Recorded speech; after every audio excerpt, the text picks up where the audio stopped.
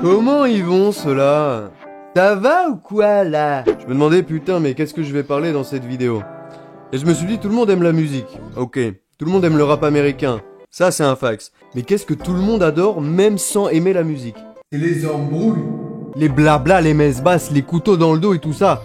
Donc aujourd'hui les gars, on est parti pour que je vous raconte 3 histoires, 3 bifs de rappeurs américains. Voilà, prends-toi ton meilleur popcorn, installe-toi confortablement et on est parti pour 3 histoires de bif. Quinri, bro. Yeah. Nous sommes en 2014. Young Thug, étoile montante de la zone 3 d'Atlanta, n'est pas ce qu'il est aujourd'hui et s'apprête à sortir le fameux Carter 6 en hommage à Wayne. Lil Wayne, la plus grosse figure du rap gangsta à cette époque, parce que oui, Lil Wayne, il est sous le feu des projecteurs et il est très attendu au tournant pour la sortie de son album Carter 5 qui tarde à sortir. Jusque là, les deux s'entendent très bien entre eux et on les voit même performer ensemble au South by Southwest. Au même moment, Lil Wayne, qui a drop son album Carter 4 il y a 3 ans, est en plein conflit avec son label ainsi que Birdman. Il les accuse notamment de retarder la sortie de son album. Il envoie différents tweets à ses fans pour expliquer les behind the scenes car les fans ne captent pas pourquoi Carter 5 prend autant de temps. Pour vous situer les gars, entre Carter 4 et Carter 5, il y a eu 7 ans. Voilà. Aujourd'hui, il y a un rappeur qui prend des vacances pendant 6 mois, on dit qu'il est éteint. Lil Wayne, il a pris 7 ans et il est revenu normal parce que c'est Lil Wayne. Au même moment, 300 Entertainment annonce la sortie du prochain album de Thug qui s'appellera Carter 6. Alors déjà, ça pose problème. Parce que le frérot, il est en plein conflit avec son label, avec Birdman. Son album tarde à sortir, les fans l'attendent, et là il y a un bug, on sait pas d'où il sort. Il va sortir Carter 6, alors toi t'as toujours pas sorti Carter 5. Donc ça commençait à chauffer pour Lil Wayne, mais à ce moment-là, Young Thug révèle la cover de l'album. C'est littéralement lui, à poil. Et ça, bah, c'est tout Wayne. Et ouais les gars, c'est Wayne qui a commencé à apporter le délire gangsta, on pose torse nu, avec des voitures en fond full tatouées sur des covers d'albums. Tout ça c'est Wayne. Donc en réponse à ça, Lil Wayne performe sur scène et dit à ses fans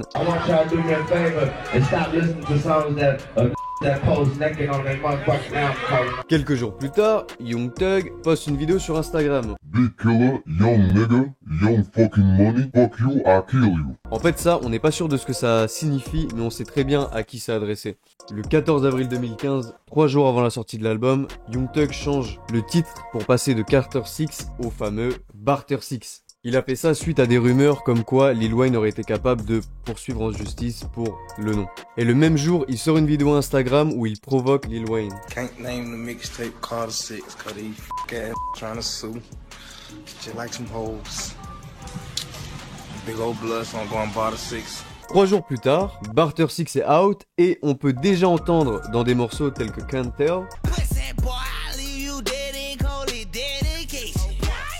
Wayne, tu le connais, il répond pas sur des morceaux, il répond sur scène, à vif.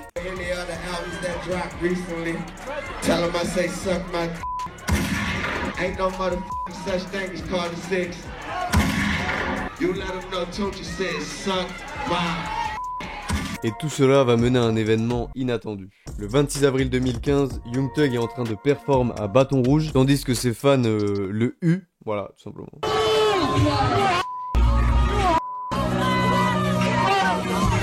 Et de l'autre côté, on a Lil Wayne qui est en train de performer à Atlanta, donc la ville-mère de Young Thug. Et vous vous en doutez, tout ne va pas se passer comme prévu. Dès lors que les 2 tourbus de Lil Wayne arrivent dans la rue, quelqu'un débarque et drill un des tourbus. Heureusement, ni Wayne ni personne n'est touché et la police arrête le tireur qui est Jimmy Winfrey. Il prend multiples peines, l'envoyant en prison pour un moment, mais ce mec-là, les gars, il s'avère que c'était le manager de Young Thug.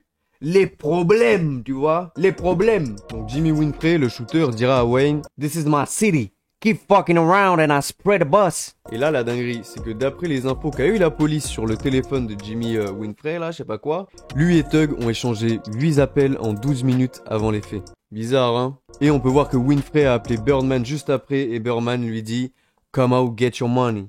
Voilà, donc les gars, je vais pas vous faire un schéma, il a payé Winfrey pour que ce soit un shooter, il lui a donné, je sais pas, 20 000 balles et Winfrey il a...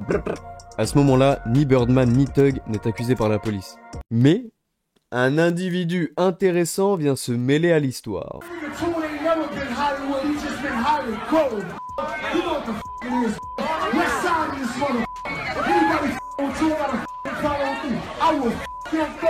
The Game, pote avec Wayne, défend son pote et dit qu'il enculera Young Thug s'il le faut.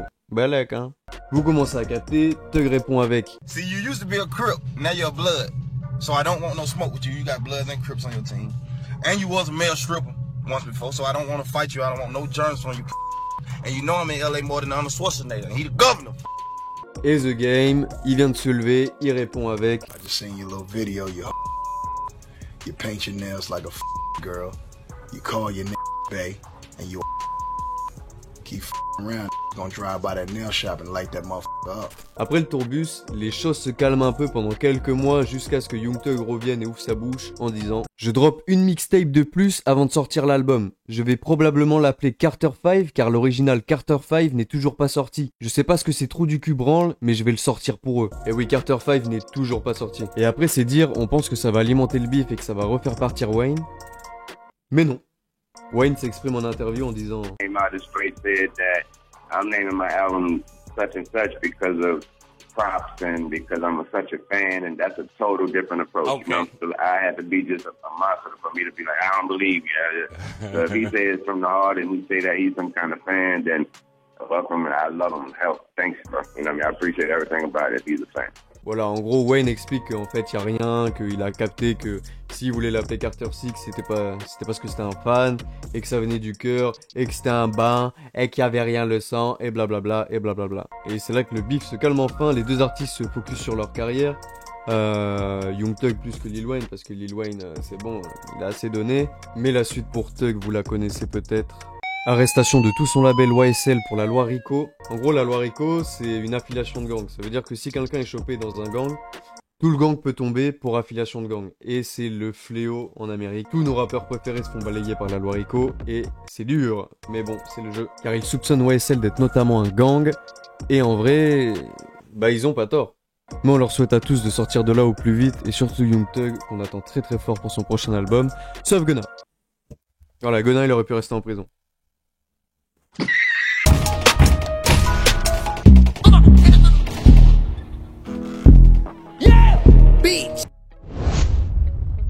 Cette histoire prend place à Jacksonville, au sud-est des États-Unis. C'est une ville dont on n'avait pas beaucoup entendu parler, mais qui est très loin des très grandes villes avec des grandes agglomérations. On est plus sur des pâtés de maisons. C'est le quartier typique américain avec des patelins et tout ça, quoi, tu vois. Et bien dans cet environnement se trouvent deux gangs qui nous intéressent. ATK avec Hughie Ace et KTA avec Julio Fulio. Le bif entre les deux aurait commencé en 2017 sur une malcompréhension de diss track. Donc les diss tracks, on va en parler beaucoup dans cette vidéo. C'est des morceaux disrespectueux, voilà, qui insultent ses adversaires, aka les Ops. Ce qui entraîne rapidement une battle entre les deux et une guerre sanglante s'en suivra. Là, on va passer à un cran au-dessus, ça va aller très très vite. 2017, Zion Brown, 19 ans, cousin de Fulio, assassiné par balle chez lui à 1h du matin. Le coupable est arrêté et est associé au ATK, donc le gang de Young Ace. Et cette histoire va propulser ce bif à un next level. Juin 2018.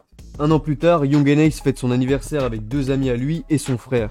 Ils font un tour en voiture, arrivés au stop d'un feu rouge, une voiture ralentit à côté de la leur. Et la suite, vous y attendez peut-être, je pense. De multiples coups de feu sont tirés sur la voiture de Ace, enlevant la vie à 3 personnes sur 4 et laissant Young Ace survivant de 8 putains de balles dans le corps, mais surtout sans ses deux meilleurs amis et en ayant perdu son frère. Les shooters de cette fusillade n'ont jamais été attrapés par la police, mais évidemment, tu sais de qui ça vient.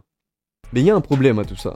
C'est que lors de son anniversaire, Young Ace, eh ben il a un flingue sur lui. Bah ouais, normal aux États-Unis, tu vois. Il est donc arrêté avant même de s'être remis de ses 8 balles pour violation de la loi et est mis en détention à domicile, donc avec un bracelet quoi, et va dépenser son temps bloqué chez lui à sortir 2 mixtapes et continuer à alimenter le beef. En attendant, Fulio se moque de la mort de son frère avec des t-shirts Rest in Peace. On est clairement dans des trucs de gamins sur des morts quoi. 6 mois plus tard, en janvier 2019, Boss Koon, le frère de KSO, le bras droit de Young Ace, se fait assassiner en sortie de club. 1 mois plus tard, février 2019, Bibi Osama, 16 ans les gars, ami de Fulio assassiné par balle dans les escaliers de son bloc. Après ça, t'as commencé à capter, maintenant c'est de la médiatisation, c'est qui parle le plus sur les réseaux. Fulio sort le son Bibi Story pour lui rendre hommage. De l'autre côté, KSO, donc le bras droit de Young Ace, sort une diss track sur Bibi.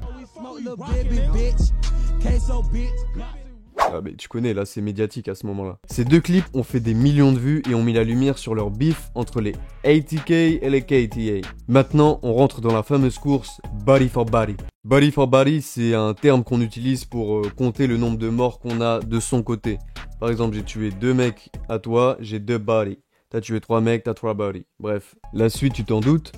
Julio se fait tirer dessus, une balle frôle sa tête, mais il survit. Eh ben sa meuf elle prend aussi, voilà, tiens. Elle est tirée dessus aussi. Entre temps, Julio perd 2 amis à lui, Spaz2X et Rodkay. En mars 2019, Ace, dans son hôtel en Georgie, est la cible d'une fusillade. Il survit, le GOAT, mais perd un ami à lui dans cet échange. Les 3 shooters ont été arrêtés, et guess what?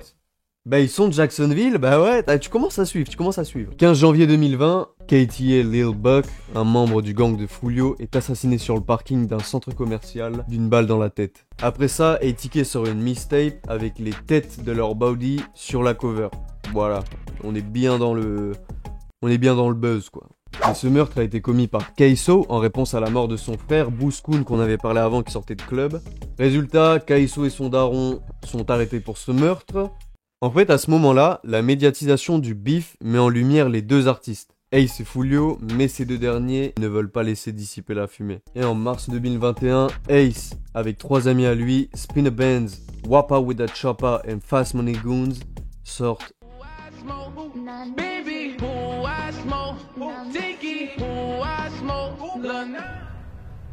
En fait, c'est un gros molar dans la gueule de Julio. Il y a tout dans ce son. Ils disrespectent leur body, donc les amis décédés de Julio, avec cette reprise de Thousand Miles, donc tu t'en doutes, le son explose. Mais à peine un mois plus tard, Julio débarque avec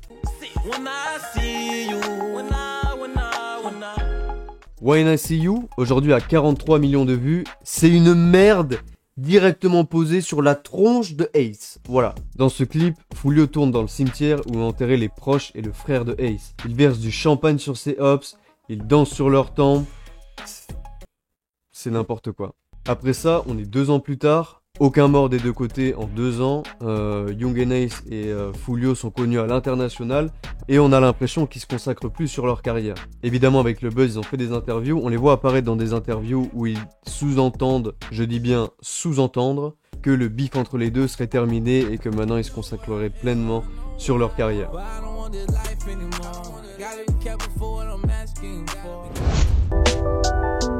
Les amis, c'est déjà la fin de la vidéo, j'espère que ça vous a plu, que ça aura été intéressant. J'ai essayé de faire un contenu bref, j'y suis allé très brièvement sur les histoires, vous pouvez vous documenter, il y a des vidéos de 30 minutes qui l'expliquent beaucoup mieux avec beaucoup plus de détails. N'hésitez pas à vous abonner, tu connais. Pour vous dire les gars, ça m'a fallu 15 pages Word, voilà, et 5 jours de montage, voilà. Mais voilà, on essaie de pop out, et on va aller très très loin ensemble, donc voilà, restez plug, restez connectés, je vous aime, je vous embrasse, peace out.